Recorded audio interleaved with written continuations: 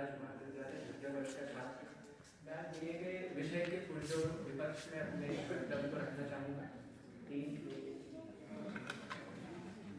तो विषय के विपक्ष में मैं ये कहना चाहूँगा कि युग अनुसार बदलती भूमिकाओं के कारण आज हमारे जीवन के तमाम क्षेत्रों में स्त्रियों की भागीदारी बढ़ती जाती है।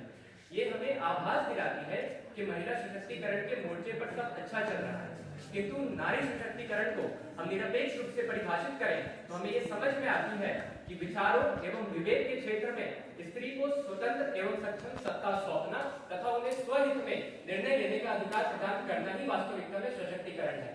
हम इन विषयों को देखें और वर्तमान परिदृश्य को देखें तो ये बात बहुत ही स्पष्टता से समझ में आती है कि नारी सशक्तिकरण से हम आज भी मीलों पीछे हैं, क्योंकि रोजमर्रा का जीवन हो, कार्य क्षेत्र हो या अन्य कोई स्थान हो, हम महिलाओं को आज भी निरापद स्वतंत्रता नहीं दे पाए हैं। महिलाओं के साथ भेदभाव की बात हो, उनकी उत्पीड़न की बात हो, हमारा ध्यान उन विषयों पर तभी जाता है जब स्थिति बेहद विकट या गंभीर हो जाती है। हमारे देश में महिलाओं के प्रति हिंसात्मक कृत्यों के लिए जो कानूनी प्रतिक्रियाएं हैं बेहद लंबी, जटिल और त्रासद है। इससे ये तो स्पष्ट हो जाता है कि कानून व्यवस्था में सुधार के बिना हम नारी सशक्तिकरण की कल्पना भी नहीं कर सकते। दूसरा तर्क मेरा ये है कि आम धारणा में जो कामकाजी और पेशेवर महिलाओं को सशक्त समझा जाता है, उन्हें भी अपनी आर्थिक सशक्ति की कीमत दोहरा श्रम अर्थात डबल बर्डन के माध्यम से चुकानी पड़ती है। उन्हें अपने घर की दहलीज के भीतर घरेलू कार्यों को अंजाम देना पड़ता है, जिसके लिए उन्हें कोई वेतन भी नहीं मिलता, उन्हें कोई सम्मान नहीं मिलता, क्योंकि ये धारणा बनी हुई है कि घरेलू कार्य जो है वो महिलाओं की स्वाभाविक और नैसर्गिक जिम्मेदारी है। इसके अतिरिक्त उन्हें घर के बाहर जाकर अतिरिक्त जिम्मेदारी उठानी पड़ती है ताकि परिवार का आर्थिक रूप से भरण पोषण हो सके। आज के इस आधुनिक युग में तथाकथित सशक्त नारियां आर्थिक, शारीरिक और मानसिक दबाव को झेल रही हैं, जो कि गंभीर चिंता और चिंतन का विषय है। इसके साथ मैं ये भी कहना चाहूंगा कि इतने संघर्ष के बाद भी तमाम उन्नत क्षेत्र, चाहे राजनीति की बात हो या कॉर्पोरेट जगत हो, आज भी महिलाओं को नेतृत्वकर्ता की जिम्मेदारी में सुधार करने के लिए तैयार नहीं।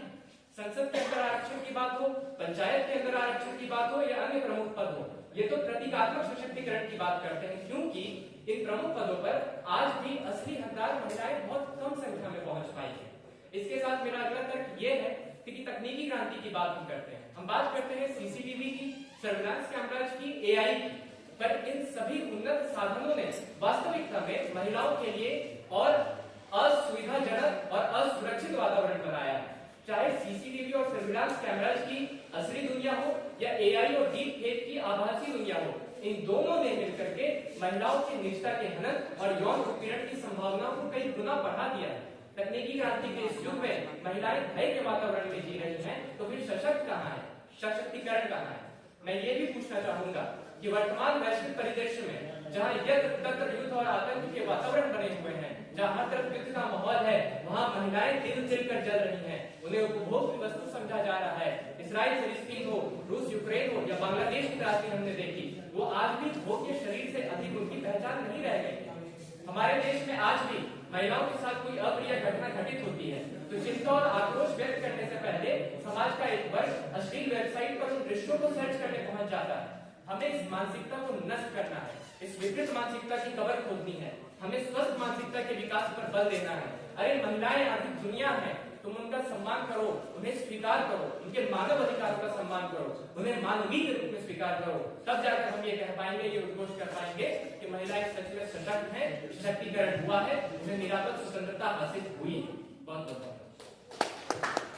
इस प्रकार से आपने बताया कि नारी का सशक्तिकरण का जो वास्तविक सशक्तिकरण है वो इस प्रकार से हुआ, इस प्रकार से समाज महिलाओं को माने, उनको घर से बाहर निकल के हर क्षेत्र में काम करने दिया जाए। लेकिन जब आप इस बात को रखते हैं कि जो महिलाएं हैं वो घर का भी काम कर रही हैं और बाहर जाकर जो कार्य कर रही है उससे उनके ऊपर अतिरिक्त भार आ रहा है, ये तो साफ साफ दर्शा रहा है कि महिलाएं जो पुरुष से आगे बढ़ गई हैं कि किस प्रकार से वो घर का भी काम कर पा रही है, बाहर का भी काम कर पा रही है, आर्थिक सशक्त हो जा रही है। जो आपने कहा तो इस प्रकार से हम ये देख सकते हैं कि महिला तो और सशक्त हो चुकी है। इसमें जो आपके जो उसका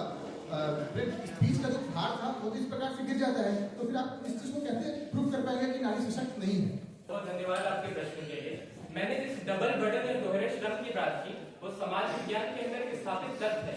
सिर्फ इसलिए कि हम पर्यावरण का दोहन कर पाते हैं और पर्यावरण उन त्रासदियों को झेल पा रहा है तो हम पर्यावरण को और सशक्त मानेंगे और उसके संरक्षण के लिए कोई काम नहीं करेंगे, ये अपनी जिम्मेदारियों से भागने वाली बात है।